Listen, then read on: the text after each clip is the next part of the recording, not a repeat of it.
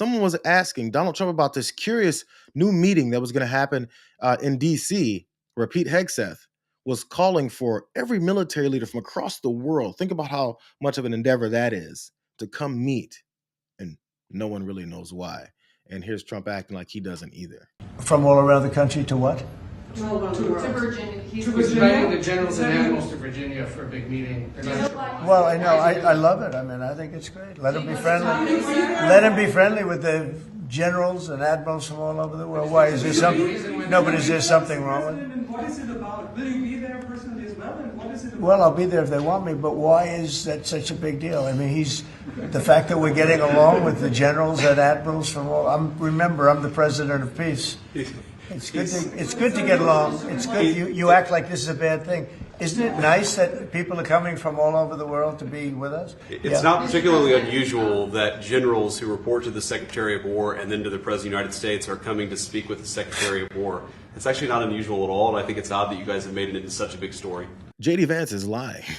So J.D. Vance jumps in to save Donald Trump because Donald Trump was floundering when trying to answer the question as to why all of these military leaders from across the world are being summoned to come meet with Pete Hegseth's dumbass. And I guess J.D. Vance and I suppose Donald Trump, who said, I don't know, isn't that nice of us to all meet together and have absolutely nothing to talk about except for some secret things about a military that we all pay for? But I want to go back to J.D. Vance's lie about how this is just totally normal and you guys are making something out of nothing. This is really shrouded in secrecy, and it is really, we can't say it is completely unprecedented, but we spent the last several hours trying to find any precedent for this and simply can't find it. The notion that the Secretary of Defense would bring potentially hundreds of general officer and flag officers from all over the world together for a meeting like this is extremely, extremely uncommon. And for a number of different reasons. For one, these are people who have really busy day jobs. So bringing them here for something is difficult, especially on such short notice. But what's really also got a lot of people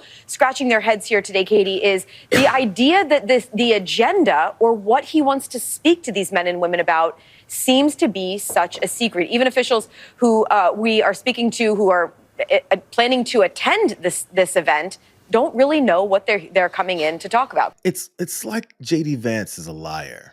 So just because he steps in and says, oh no, you guys are making this such a big deal, this is a very common thing, except for the fact that, when someone looks into things, because, it's reporters and journalists do. So Courtney Cube there on NBC News reporter was talking about how it's so uncommon.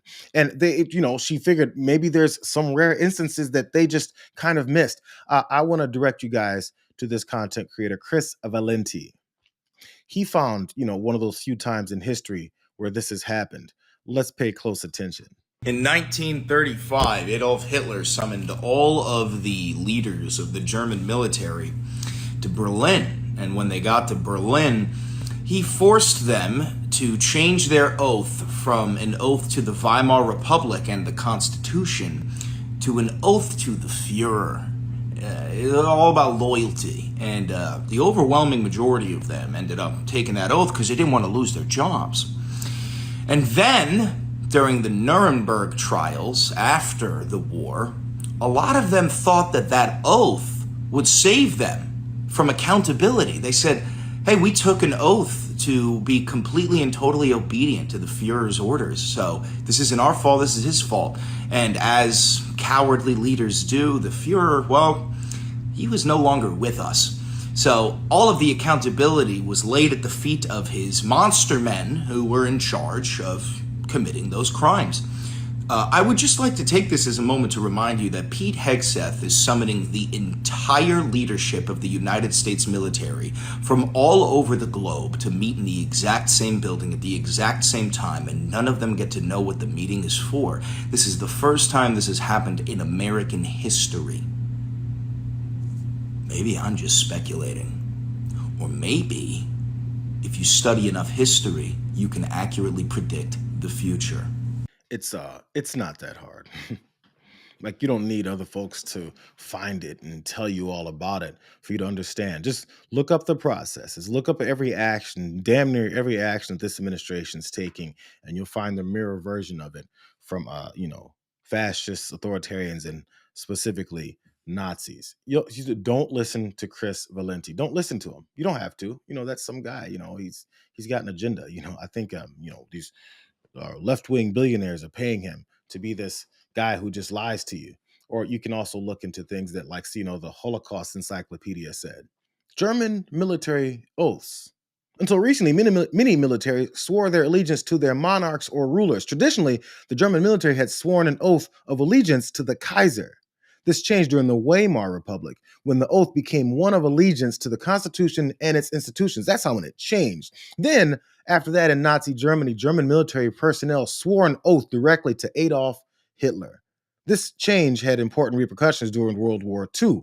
Here's a couple of key facts. It was longer in this article. The 1935 Führer Oath was voluntarily created by the military itself, but not by Adolf Hitler. Interesting to know. Also, the oath to Hitler was a key element of the Nazification of German military. Nazi ideology became more and more the basis of military objectives. Just want you guys to know. This is being led by Pete Hegseth. Donald Trump knows nothing about it, he says. Then, after whatever it is that they're going to talk about with our military that we pay tons of money into, after that goes down, it's pushback and hateful rhetoric from the vice president of the United States, from reporters that want to know, what the hell are you doing? They say they don't have to tell you and then after they don't tell you anything, they go on and continue to send their military into the streets, as he's promised he's going to do in more and more cities. Let me read you guys something else. This is an excerpt from a piece by Lynn Schmidt.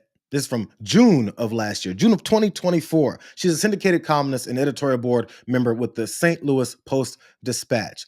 This is an excerpt from a series that offers analysis on some of the things that was in Project 2025 and what they wanted to carry out. Again, this was written in June of last year. Let's show you guys this piece here. Project 2025's recommendations include giving the president the power to reduce the number of generals. Quote, the next president should limit the continued advancement of many of the existing cadre, many of whom have been advanced by prior administrations for reasons other than their warfighting powers.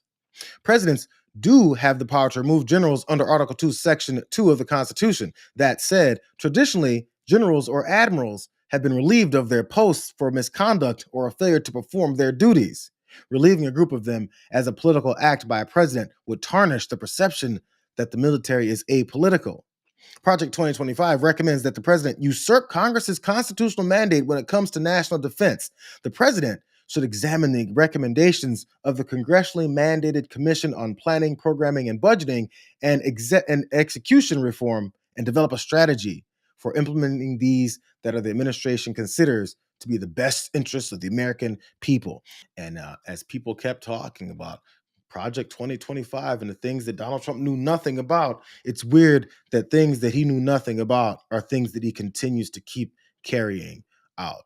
So whenever that secret meeting happens, I'm not sure when it's supposed to or if it already has, and then we hear nothing else about it, and then we look up and see, more military guys in the streets saying, under, the direction of who we swore our oath to, the Führer Donald Trump, we can do what we want to you.